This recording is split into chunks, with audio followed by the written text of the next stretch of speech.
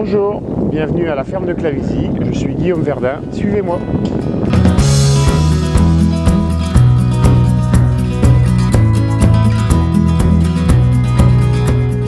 Donc nous sommes à la ferme de Clavisy.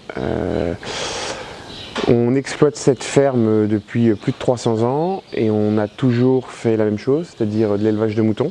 L'ensemble des bêtes que je produis est commercialisé majoritairement à la restauration, gastronomique, bistronomique, sur un secteur qui s'étend en gros de Paris au Rhône-Alpes.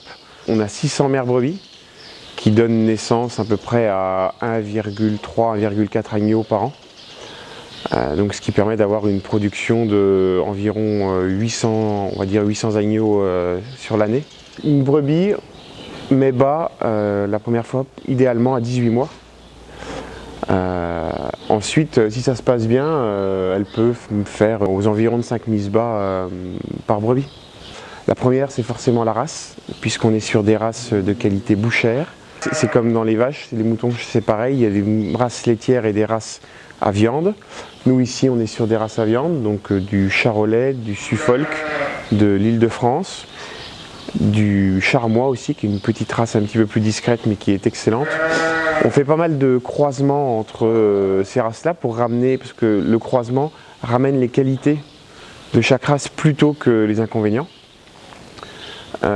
Donc ça c'est la première chose. La deuxième chose c'est forcément de bien gérer son troupeau et d'apporter ce qu'il faut dans la gueule de la brebis. Elle le restituera forcément à son agneau via le lait. Et la troisième chose c'est de faire attention à l'état sanitaire du troupeau. Je ne suis pas en bio du tout, on est en élevage raisonné. Et ce qu'on essaye de faire, on travaille un maximum en prévention et notamment en phytothérapie et en homéopathie. Quand une bête est malade, c'est comme nous, au bout d'un moment on est obligé de passer aux antibiotiques, mais c'est hyper rare. Et on fait des traitements, des vermifuges 1 ou 2 fois par an, mais le minimum.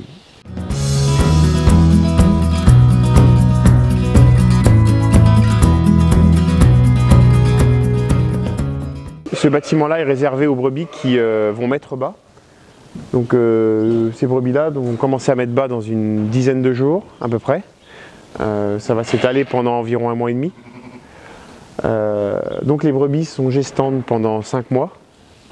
Donnent naissance aux petits et restent pendant 3 mois avec leurs petits. On les laisse dans des cases de ce type-là avec de l'eau, du foin, isolés. Après on les sèvre, donc les agneaux repartent dans un autre bâtiment ou sont envoyés à l'abattoir.